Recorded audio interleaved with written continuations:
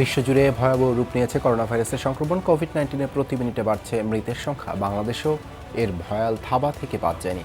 সংক্রমণের চতুর্থ ধাপে চলছে কমিউনিটি ট্রান্সমিশন।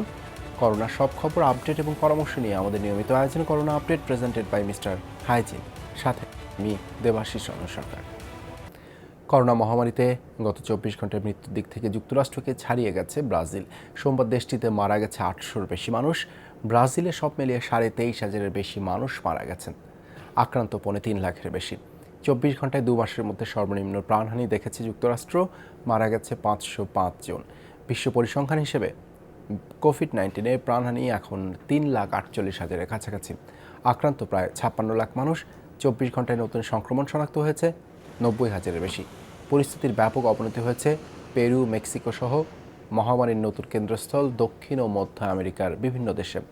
সংক্রমণের দিক থেকে তৃতীয় শীর্ষ দেশ রাশিয়ায় আক্রান্তের সংখ্যা 3.25 লাখ ছাড়িয়েছে। এদিকে মারাত্মক সংক্রামক করোনা ভাইরাসের চিকিৎসায় হাইড্রোক্সিক্লোরোকুইনের ব্যবহার স্থগিত করেছে বিশ্ব স্বাস্থ্য সংস্থা।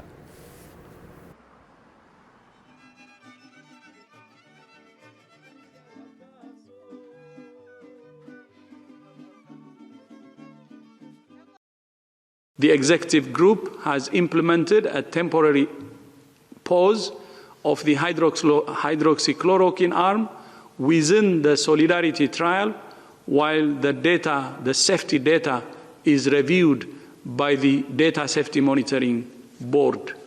The other arms of the trial are continuing. This concern relates to the use of hydroxychloroquine and chloroquine in COVID-19. Corona মহামারীর বিস্তার রোধে গৃহহীনদের জন্য বিশেষ প্রকল্প চালু করেছে যুক্তরাষ্ট্র। এরই মধ্যে ক্যালিফোর্নিয়ায় ভাসমান মানুষদের জন্য নির্দিষ্ট ক্যাম্পের ব্যবস্থা করেছে প্রশাসন। থাকছে খাবার ও বিশুদ্ধ পানি সরবরাহের পাশাপাশি স্বাস্থ্যসম্মত স্যানিটেশনের সুবিধা। এতে স্বাস্থ্য ঝুঁকি অনেকটা কমবে বলে আশা প্রশাসনের। বাস্তুচ্যুত মানুষের মাধ্যমে করোনা ভাইরাসের ঝুঁকি বাড়ে। তাই সান ফ্রান্সিসকোর এই রাস্তায় বেষ্টনী দিয়ে নির্ধারণ করে দেয়া হয়েছে ক্যাম্পের জায়গা। প্রায় 80টি তাঁবুর ব্যবস্থা হয়েছে সেখানে। নিয়ম মতো সরবরাহ করা হচ্ছে খাবার ও বিশুদ্ধ পানি। পরিচ্ছন্নতা বজায় রাখার ব্যবস্থাও আছে ক্যাম্পে। এখানে সেখানে তাঁবু গেড়ে কিংবা চাদর বিছিয়ে থাকতেন তারা। এর চেয়ে নির্ধারিত স্থানে কিছুটা নিয়ন্ত্রণে রাখা গেলে স্বাস্থ্য ঝুঁকি অনেকটা কমে যায়। স্বাভাবিক সময়ে শহরের বিভিন্ন রাস্তায় তাঁবু গেড়ে বাস করতেন গৃহহীন এসব মানুষ। ছিল পুলিশের আতঙ্ক। এখন নির্দিষ্ট ক্যাম্পে স্বাস্থ্য ঝুঁকি কিছুটা কমেছে বলে মনে করছেন মানবাধিকার কর্মীরা। প্রায় ভাসমানদের তাঁবু কেড়ে নিয়ে উচ্ছেদ করে পুলিশ। এতে যেখানে সেখানে আশ্রয় নিতেন তারা। এখন নির্দিষ্ট স্থানে অন্তত পরিচ্ছন্নতার সুযোগ পাচ্ছেন, সামাজিক দূরত্ব বজায় রাখতে পারছেন। সান ফ্রান্সিসকোয় গৃহহীন মানুষের সংখ্যা প্রায় 8,000। এর আগে 1300 ভাসমান মানুষকে হোটেলে থাকার ব্যবস্থা করে দিয়েছে প্রশাসন। তবে সবার জন্য 4 দেয়ালের নিরাপদ ঘর দেওয়া সম্ভব নয় বলে জানিয়েছেন মেয়র। প্রশাসনের এমন দ্বিমুখী নীতিতে অসন্তুষ্ট ক্যাম্পের মানুষেরা। এখনো তো রাস্তাতেই আছি, তাই না? এখানে কেউ একজন আক্রান্ত হলে আমরা সবাই সংক্রমিত হব। আমাদের সুরক্ষা দিতে চাইলে দেয়াল দিয়ে আলাদা করে রাখতে হবে। এর আগে অ্যারিজোনা, ওরিগন সহ আরও কয়েকটি অঙ্গরাজ্যেও ভাসমানদের জন্য নিরাপদ আশ্রয় প্রকল্প চালু হয়েছে। Dorothy Tasrin, Jamuna news. Corona নিয়ে কথা বলতে আমাদের সাথে যুক্ত হচ্ছেন রাজশাহী ডায়াবেটিক কল্যাণ কেন্দ্রের diabetologist doctor FMA Zahid. Doctor Zahid, আপনাকে স্বাগত। রাজশাহী জেলা ও মহানগরীতে প্রথম দিকে কম থাকলেও বর্তমানে প্রতিদিনই বাড়ছে করোনা আক্রান্তের সংখ্যা। ঈদকে কেন্দ্র করে সঠিকভাবে স্বাস্থ্যবিধি না মানার কথাও বলছেন অনেকেই। ফলে সেখানে আক্রান্তের সংখ্যা বাড়ার শঙ্কা থাকছে কিনা, আপনার অভিমত কি?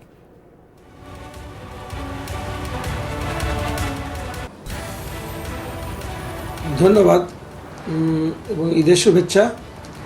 আসলে প্রথম দিক থেকে আমরা জানতাম যে এই রোগটা হিউম্যান টু হিউম্যান ট্রান্সমিশন হয়। সেই ক্ষেত্রে আমরা দেখছি আসলে প্রথম থেকে যখন এটা করোনা আক্রান্ত খবর বাংলাদেশে ছড়িয়ে পড়ে, তখন সাথে সাথে আমাদের রাজশাহী সিটি কর্পোরেশনের মাননীয় মেয়র HM খায়রুজ্জামান সমস্ত পরিবহন সেক্টরকে ফোন করে উনি আমাদের সামনেই বলে দিলেন সব গাড়ি রাস্তার সাথে নাটোর, নওগাঁ, নবাবগঞ্জ সব বন্ধ করে দাও। এবং তারপরে বন্ধ করে দেওয়ার পর থেকে কিন্তু আমাদের রাজশাহী বেশ কন্টেন্ট ছিল যে কোনোভাবে আর এখানে সংক্রমণ পাওয়া যাচ্ছিল না। এবং আমাদের পিসিআর ল্যাব যেটা রাজশাহী মেডিকেল কলেজ ল্যাবরেটরিতে যেটা শুরু হয়েছিল, সেটাতে পরীক্ষা করে দেখা যাচ্ছিল প্রতিদিন কোনো সংক্রমিত রোগীর ছোঁয়া আমরা পাইনি বা পরীক্ষার ফলাফল পাইনি। বেশ কিছুদিন যাওয়ার পরে 15 থেকে 20 দিন যাওয়ার পর থেকে দু একটা করে এটা বাড়া শুরু হলো।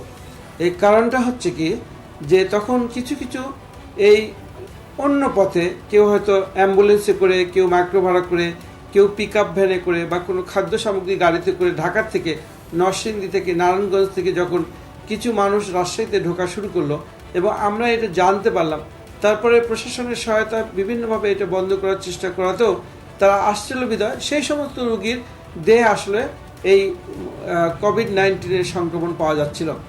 তারপরে যখন লকডাউন একটু শিথিল হলো, বাজার খোলা হলো, ব্যাংক খোলা হলো, তারপরে আমরা মসজিদ খোলা হলো, তারাবি খোলা হলো, তখন কিন্তু আমাদের রাজশাহীতে তারপরেও খুব বেশি সংক্রমণের ফলাফল পাওয়া যায়নি। আমাদের ল্যাব ফুল টাইম তখন 2 শিফটে চালু হয়ে গেল। রাজশাহী মেডিকেল কলেজের পিসিআর ল্যাবটা 2 শিফটে চালু হওয়ার পরেও সেখানে যে পরীক্ষা নিরীক্ষা চলতেছিল তাতেও কিন্তু খুব কম 2-1টা পাওয়া যাচ্ছিল, 1 দিন 2 দিন পর পর সেটাও।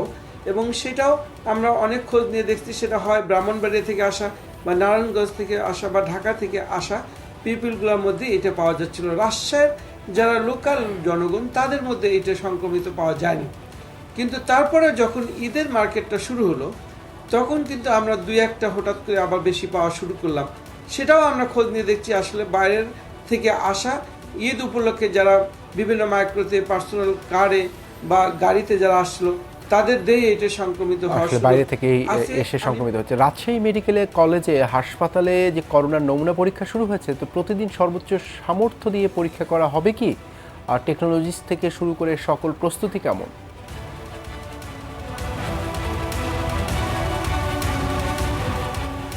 প্রস্তুতি ভালো। আমরা প্রথম থেকে রাজশাহী মেডিকেল কলেজের যে ল্যাবরেটরিটা সেটা খুব ফুল সামর্থ্য দিয়ে চলছিল, কিন্তু এই 3-4 দিন হলে এখন মেডিকেল কলেজ হাসপাতালেটাও ফুল ফেজে এবং ফুল স্পিরিটেই চলছে। কিন্তু সমস্যা হয়েছে যে মাঝে মাঝে একটু মেশিনারি ডিস্টার্ব বা এররের জন্য 2-1 দিন কম হচ্ছে, আবার 2-1 দিন পর পর আবার ফুল ফেজের ডাবল স্পিডেই হচ্ছে।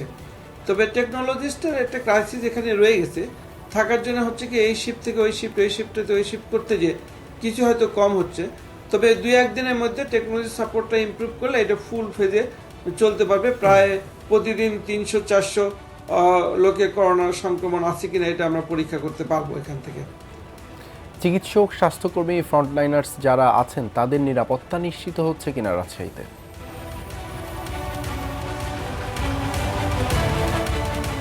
না, এখন কিন্তু সম্পূর্ণভাবে তাদের নিরাপত্তা নিশ্চিত হচ্ছে। প্রথম দিকে আমাদের যে সমস্ত পিপি বা মাস্ক বা গ্লোভস বা গগলস বা হেড শিল্ড যেগুলা অভাব ছিল, ক্রাইসিস ছিল, সেটা কিছুদিনের পরে এই ক্রাইসিসটা ওভার হয়ে যায় এবং সার্বিক প্রচেষ্টায় সরকার, স্বাস্থ্য দপ্তর, রাষ্ট্রের লোকাল প্রশাসন, বিভিন্ন ব্যবসায়ী মহলের বিভিন্ন তৈরি এই সমস্ত সরঞ্জাম দিয়ে মোটামুটি আমাদের রাষ্ট্রের যে সমস্ত frontliner, doctor, technician, nurse, police, army বা যারা এই প্রশাসনের সাংবাদিক, এরা যারা একসাথে কাজ করছিল তাদের সবগুলোই মোটামুটি এখন এই মুহূর্ত পর্যন্ত নিরাপত্তা নিশ্চিত আছে এবং তারা কনফিডেন্টলি পেশেন্টের পাশে বা মানুষের পাশে যেতে পারতেছে। এবং যেও তারা সংক্রমণ হওয়ার ইতিহাস কিন্তু আমাদের এই মুহূর্ত পর্যন্ত একটিও নাই। কোনো চিকিৎসক, কোনো নার্স, কোনো টেকনোলজিস্ট, কোনো পুলিশ বা কোনো আর্মি পার্সোনাল বা আমাদের সাংবাদিকরা কেউ পর্যন্ত এখনো রাজশাহীতে সংক্রমিত হয়নি। এটা একটা ভালো সংবাদ। তার মানে এইটাই প্রমাণিত যে আমাদের এই গ্রুপটা ফ্রন্টলাইনার্সরা এখন আর সংক্রমিত হচ্ছে না, বা সংক্রমিতের বিরুদ্ধে যে সমস্ত নিয়মকানুন করা উচিত, প্রসিডিওর মেনটেন করা উচিত, ফুললি তারা করতে পারছে এবং করছে বলেই আমরা নিশ্চিত যে তারা ভালো আছে এবং তারা ভালো থাকবেও এবং ভবিষ্যতে কোনো পেশেন্ট থাকলেও সেটাকে ডাক্তার এফএম জাহিদ, ধন্যবাদ আপনাকে আমাদেরকে সময় দেওয়ার জন্য। ঈদের দ্বিতীয় দিনে রাজধানীর চিত্র জানাতে কারওয়ান বাজার এলাকা থেকে যোগ দিচ্ছেন সহকর্মী SM জিয়া। সরাসরি তার কাছে যাচ্ছি। জিয়া, ঈদের পরের দিন তো সাধারণত নগরবাসী ঘুরতে বের হয়, তো এবার ব্যতিক্রমী হবার কথা। আজ কি অবস্থা দেখছেন করোনা পরিস্থিতিতে?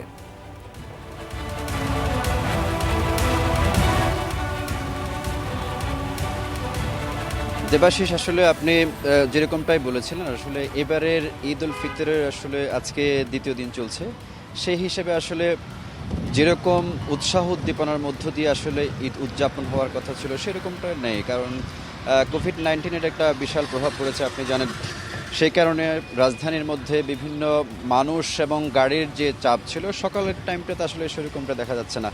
অনেক সময় দেখা যাচ্ছে যে মানুষ আসলে ঘুরতে বের হয়ে অনেক সময় ঘুরতে বের হয়, সেই জায়গায় আসলে আইনশৃঙ্খলা রক্ষাকারী বাহিনীর সদস্যরা, আপনি জানেন যে গতকাল যারা হাতিরঝিল থেকে শুরু করে খোলা যে সমস্ত বিনোদন কেন্দ্রগুলোতে বের হয়েছিল সেখানে আইনশৃঙ্খলা রক্ষাকারী বাহিনীর সদস্যরা তাদেরকে সেখান থেকে সরিয়ে দিয়েছে, কারণ সেখানে মানুষের ভিড় ছিল অনেক বেশি। যারা বিভিন্ন জায়গায় ভিড় করার চেষ্টা করেছে তাদেরকে সেখান থেকে সরিয়ে দিয়েছে। আইনশৃঙ্খলা রক্ষাকারী বাহিনীর সদস্যদের তৎপরতার কথা যদি বলতে যাই তাহলে বলতে হবে যে আসলে যে কোনো অতীতের যে কোনো সময়ের তুলনায় তাদের তৎপরতা এই কোভিড-19-এর এই মহামারীর সময়ে তাদের তৎপরতা অনেক বেশি ভালো দেখা গেছে। বিশেষ করে পুলিশ সদস্যদের কথা যদি আমি বলতে যাই তাহলে বলতে হবে আসলে পুলিশ সদস্যদের প্রতি মানুষের যে আস্থার যে বিষয়টি বলা হচ্ছিল সেই বিষয়টা এই মহামারীর সময়ে উত্তরণ হয়েছে বলে আমার কাছে মনে হয়, কারণ পুলিশ অনেক বেশি মানবিক হয়েছে, ধৈর্যশীল হয়েছে, সহনশীল হয়েছে। তারা পারতপক্ষে কোনোভাবে আসলে মানুষের প্রতি আসলে নির্দয় বা কোনো ধরনের অনিয়ম কিংবা দুর্নীতির সাথে তারা জড়িত ছিল না। আপনি জানেন যে কোনো ধরনের দুর্যোগ কিংবা মহামারীর সময় অনেক সময় শোনা যায় যে আইনশৃঙ্খলা রক্ষাকারী বাহিনীর অনেক অনিয়মের কথা শোনা যায়, কিন্তু এই কোভিড-19-এর সময় আইনশৃঙ্খলা রক্ষাকারী বাহিনীর সদস্যদের যে ভূমিকা ছিল সেটা অতীতের যে কোনো সময়ের চেয়ে অনেক বেশি ভালো ছিল মনে হয়, কারণ আপনি জানেন যে এই ধরনের জিয়াদ, ধন্যবাদ আপনাকে আমাদের সাথে যুক্ত হবার জন্য। আমাদের যাপিত জীবন ছিল রেসের ঘোড়ার মতো, কিন্তু এই লকডাউন একটু হলেও রেসে লাগাম টেনেছে। সেই সুযোগে ঘরে বসে নিজের পুরনো শখের চর্চা কিংবা নতুন কিছু সৃষ্টির আনন্দে মেতেছেন অনেকে। সেই খবর জানাচ্ছেন ফারহানা ন্যান্সি।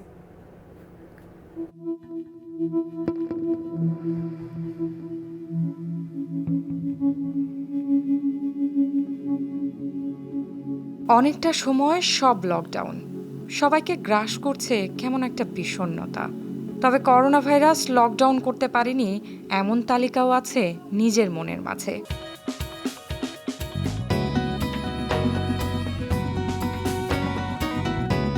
ফারিয়ানা জামানের মতো পেশায় ব্যাংকার হয়েও শখের গ্লাস পেইন্টিং চর্চার সুযোগটা কাজে লাগাচ্ছে নিশ্চয়ই অনেকে।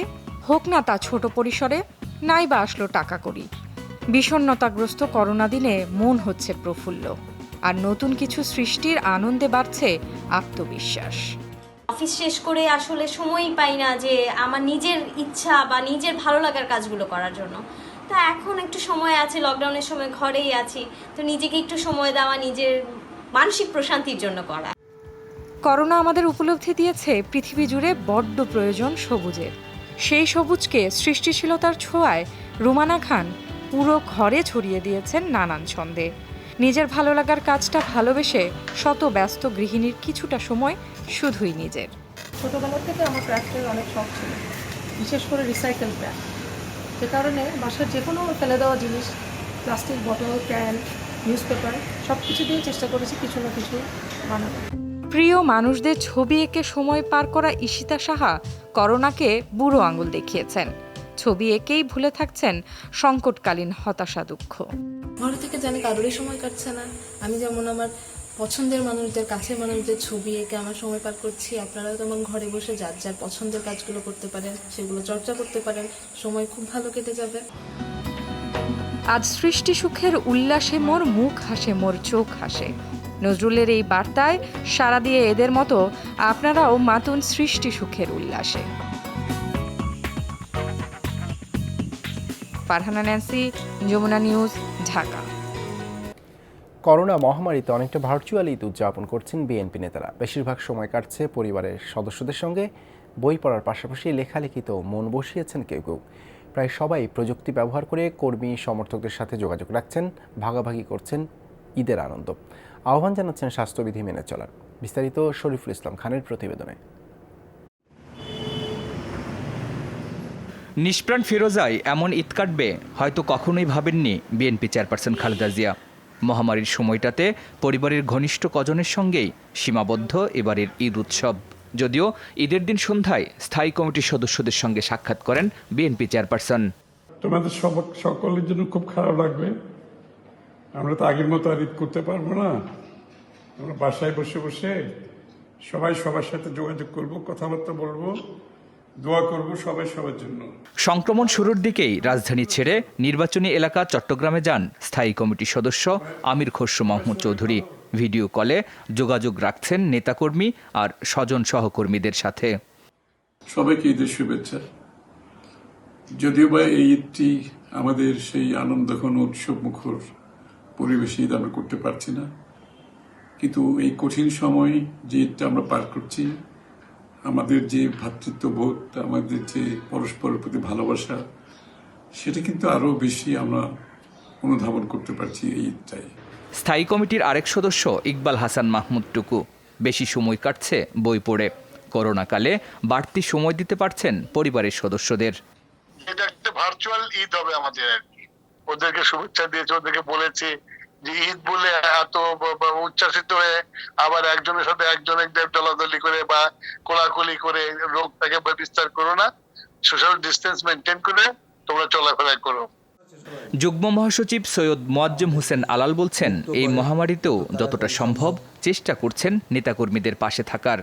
ঈদটাকে উদযাপন না করে ঈদটাকে বরঞ্চ আল্লাহর কাছে বেশি বেশি মোনাজাত করে মানুষের মুক্তির জন্য যাতে আল্লাহ তার রহমত নাজিল করেন সেই কাজে ব্যয় করার চেষ্টা করছি।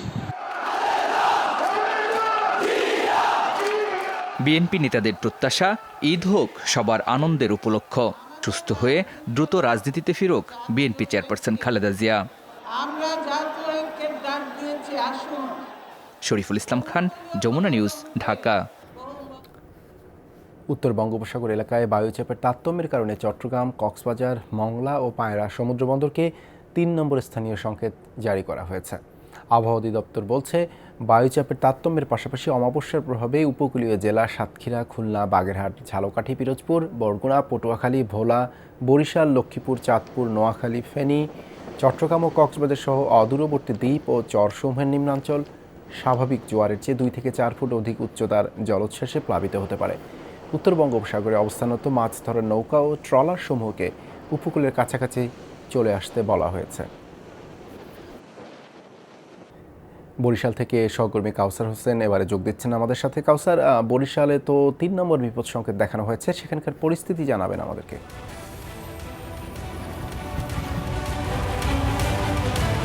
দেবাশিস, আপনি জানেন যে উত্তর বঙ্গোপসাগরে ক্রমশই কিন্তু বাতাসের চাপ বাড়ছে। এর প্রেক্ষিতেই আবহাওয়া অধিদপ্তর মনে করছে যে ঝড়ো হাওয়া বয়ে যেতে পারে। আর এই সংখ্যা থেকে কিন্তু তারা পায়রা বন্দর সহ বিভিন্ন সমুদ্র বন্দরে 3 নম্বর সতর্ক সংকেত জারি করা হয়েছে। এর প্রেক্ষিতে কিন্তু আসলে বরিশালেও কিন্তু আসলে এই সতর্ক সংকেতের মধ্যে রয়েছে। যদিও বরিশাল নদী বন্দর কর্তৃপক্ষ কিন্তু এখন পর্যন্ত আসলে তারা কোনো সতর্ক সংকেত জারি করেনি। বরিশাল আবহাওয়া অফিস যেমনটা জানিয়েছেন যে আসলে বাতাসের গতিবেগ এই মুহূর্তে কিন্তু তেমন একটি নেই, 10 থেকে 15-এর মধ্যেই কিন্তু নটিক্যাল মাইলের মধ্যে আসলে বাতাস বইছে। এছাড়া আসলে তাপমাত্রা রয়েছে 31 ডিগ্রি সেলসিয়াস। যদিও একটি কথা বলা হয়েছিল যে এই বাতাসের চাপের কারণে কিন্তু নদ নদীর পানি 2 থেকে 4 ফুট পর্যন্ত আসলে জলোচ্ছ্বাস হতে পারে। যদিও আমি এই মুহূর্তে রয়েছি কীর্তনখোলা নদীর তীরে। এই নদীতে কিন্তু বর্তমানে 176 সেন্টিমিটার উপর দিয়ে পানি বয়ে যাচ্ছে। কীর্তনখোলা নদীর ডেঞ্জার পয়েন্ট কিন্তু 255 সেন্টিমিটার। অর্থাৎ আসলে পানি উন্নয়ন বোর্ড যেমনটা বলছে যে এই মুহূর্তে কিন্তু আসলে ভাটা চলছে, জোয়ার আসলে হয়তো বা পানির চাপ আরও বাড়বে। কিন্তু সেক্ষেত্রে কিন্তু আসলে যে আবহাওয়ার কথা বলা হচ্ছে, বৈরী আবহাওয়ার কথা, সেই ধরনের কোনো কিন্তু এখন পর্যন্ত বরিশালে লক্ষ্য করা যাচ্ছে না। যদিও আসলে লকডাউনের কারণে যে ঢাকা বরিশাল সহ স্থানীয় রুটের যে লঞ্চগুলো রয়েছে সেগুলো বন্ধ রয়েছে। শুধু কীর্তনখোলা নদী পারাপারের জন্য যে খেয়াগুলো রয়েছে সেগুলো চলছে এবং মালবাহী যে কার্গোগুলো রয়েছে সেগুলো কিন্তু এখন পর্যন্ত বন্ধ রয়েছে। দেবাশিস, ধন্যবাদ কাউসার আমাদের সাথে যুক্ত হওয়ার জন্য। গেল বছরের চেয়েও এবার বাড়তে পারে ডেঙ্গুর প্রকোপ, এমন আশঙ্কা করছেন কীটতত্ত্ববিদরা। মশক নিধন ও ডেঙ্গু নিয়ন্ত্রণ নিয়ে হতাশাজনক পরিস্থিতিতে দায়িত্ব নেওয়ার কথা জানিয়ে দক্ষিণের মেয়র বলছেন, সংকট মোকাবেলায় ঢেলে সাজানো হচ্ছে পরিকল্পনা। আর জনগণকে সাথে নিয়ে মশক নিধন কার্যক্রম জোরদারের পাশাপাশি বিনামূল্যে ডেঙ্গু পরীক্ষার উদ্যোগ নিচ্ছে উত্তর সিটি। মাহফুজ মিশুর রিপোর্ট। সরকারি হিসেবে গেল বছর ডেঙ্গুতে প্রাণ গেছে 179 জনের, আর আক্রান্ত ছিল 1,11,354 জন। এবছরও শুরু থেকেই ডেঙ্গু সংক্রমণের হার ছিল গত বছরের চেয়ে বেশি।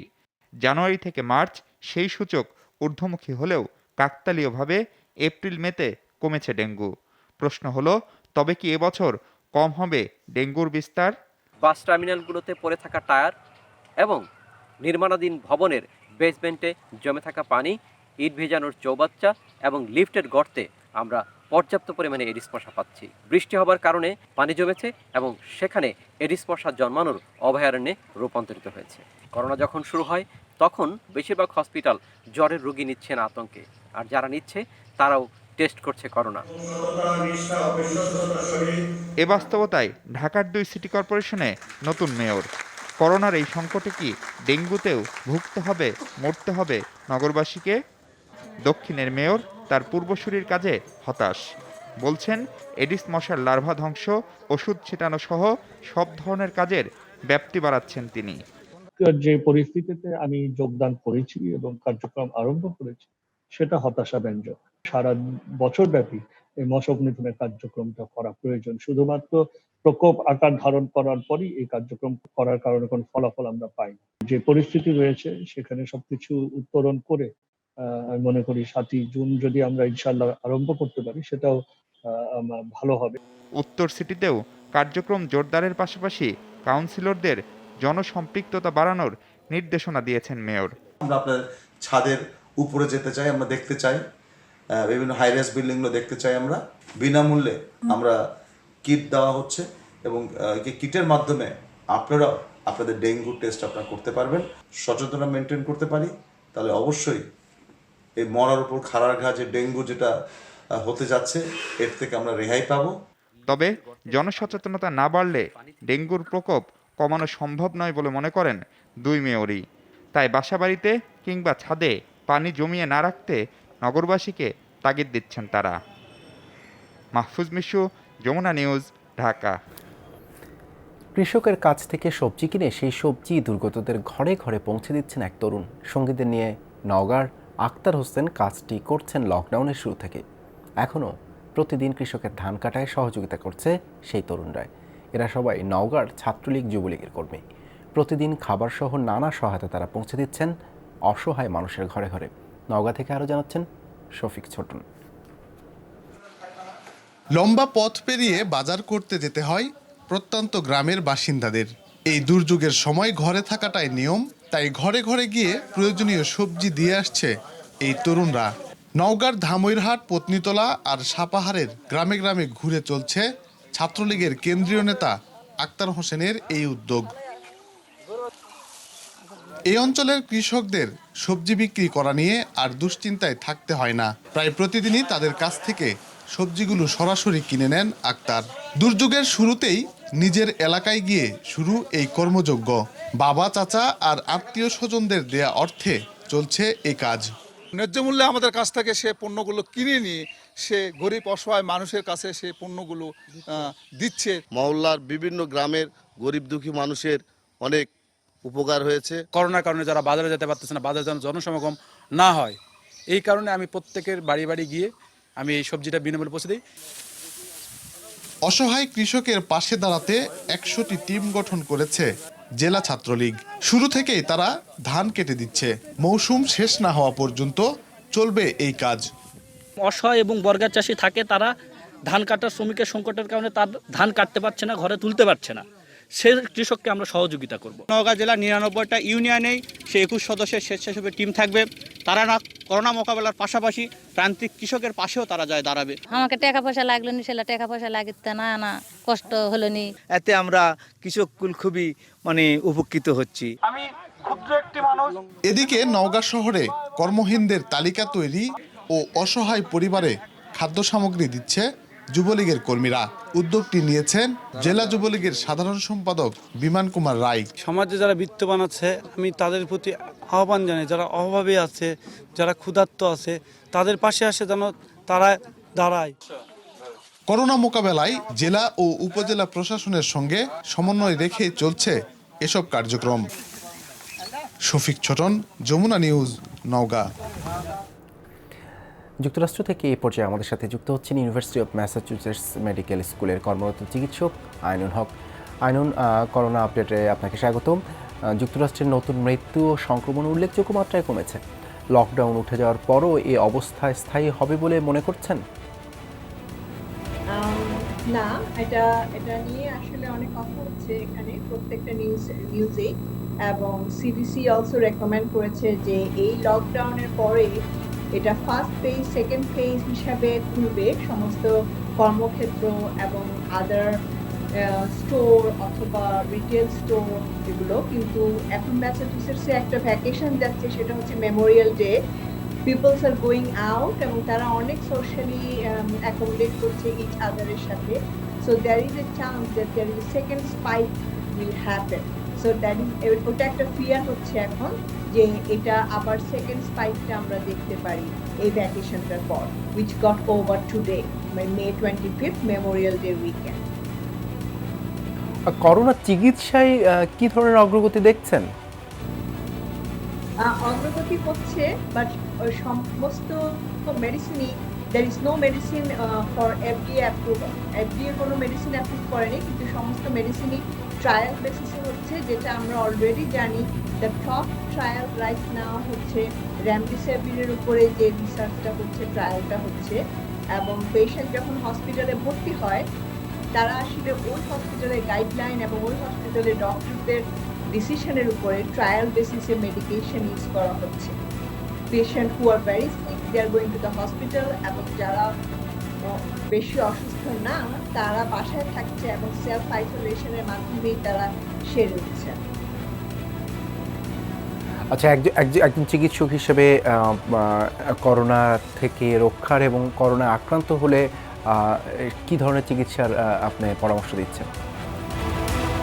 আমরা এখানে যেটা করছি, করোনা আক্রান্ত হলে 3টা ভাগে ভাগ করা হচ্ছে, মাইল্ড, মডারেট এন্ড সিভিয়ার। যারা মাইল্ড তারা বাসায় থাকবে, সেলফ আইসোলেশনে থাকবে। ডেফিনেটলি হাইড্রেশন অ্যান্ড আপনার ইমিউনিটি গ্রো করার জন্য যে জিনিসটা দরকার, মাল্টিভাইটামিন, ভাইটামিন ডি, ভাইটামিন সি, এবং ভালো খাওয়া, সুষম খাদ্য যেটা বাংলায় বলে, সেটা খাওয়া, রেস্ট করা, ওই জিনিসটা। আর যারা মডারেট টু সিভিয়ার তারা হসপিটালে যাচ্ছে, এবং হসপিটালেও কেউ হয়তো ট্রায়াল ট্রিটমেন্টটা পাচ্ছে, সবাই পাচ্ছে না। যার সিকনেসের উপর ডিপেন্ড করে যারা বেশি সিক তারা মেডিসিনগুলো পাচ্ছে, এবং অক্সিজেন দেওয়া এবং মনিটর করা, যাতে বেশি সিক হলে যে আইসিইউতে নিয়ে যেতে হবে বা ভেন্টিলেটর দিতে হবে বা আদার যে মোডালিটিসগুলো আছে, যে পাইপ্যাক মেশিন বা নন রিব্রিদার ওগুলো দিবে, ওটার জন্য হসপিটালে যেতে হবে। কিন্তু আপনি যদি বেশি সিক না হন, বাসায় আইসোলেশনে থেকেও আমি দেখেছি অনেক পেশেন্ট রিকভার করেছে। ডক্টর আইনুন, ধন্যবাদ আপনাকে আমাদের সাথে যুক্ত হওয়ার জন্য। করোনায় বদলে যাচ্ছে রেস্তোরাঁর ব্যবসার ধরন। ভোজন প্রেমীদের টানতে পুরো পরিবেশটাই বদলে ফেলতে বাধ্য হচ্ছেন ব্যবসায়ীরা। করোনা সংক্রমণ রোধে থার্মাল স্ক্যানার বসানোর পাশাপাশি অতিথিদের সরবরাহ করা হচ্ছে স্যানিটাইজার, মাস্কের মতো সুরক্ষা সামগ্রী।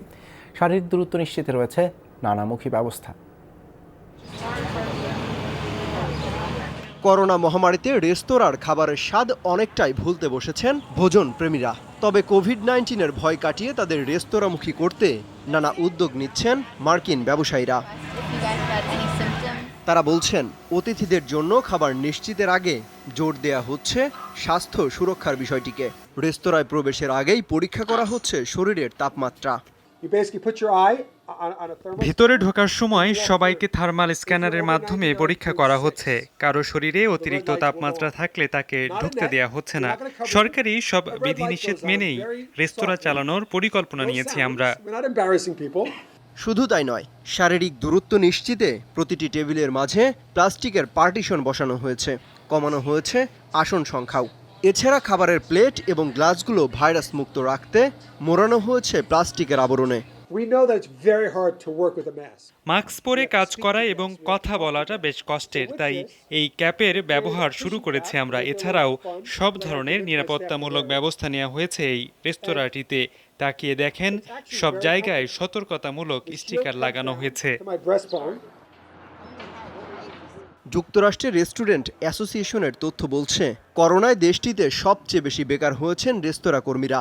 গেল এপ্রিলেই এ খাতে বেকারের তালিকায় নাম লিখিয়েছেন 55 লাখ মার্কিনি। অমিত হাসান রবিন, যমুনা নিউজ। 2005 সালের 26শে মে সবে কৈশোর পেরোনো উইকেটকিপার ব্যাটসম্যান মুশফিকুর রহিমের টেস্ট অভিষেক হয়েছিল লর্ডসে। ইংল্যান্ডের বিপক্ষে অভিষিক্ত বিকেএসপির এই ক্রিকেটারের টেস্ট ক্যারিয়ারের 15 বছর পূর্তি আজ মঙ্গলবার। বাংলাদেশের প্রথম ইংল্যান্ড সফর ইংলিশদের বিপক্ষে সেই শুরুর পর এখন পর্যন্ত 70 টেস্ট ম্যাচ খেলে ফেলেছেন মুশফিক। করেছেন 4413 রান, উইকেটের পেছনে দাঁড়িয়ে ধরেছেন 104 ক্যাচ, করেছেন 15টি স্ট্যাম্পিং। টেস্ট ক্যারিয়ারের 15 বছর পূর্তিকে স্মরণীয় করে রাখতে চমকপ্রদ এক ঘোষণা দেবেন বলে জানিয়েছেন মুশফিক। ঘোষণায় কি থাকছে সেটি না জানালেও বলছেন, নিজের ফেসবুক পেজে মঙ্গলবার রাত 10টায় সরাসরি প্রচারিত সেই আয়োজনটি নাকি পছন্দ হবে সবার।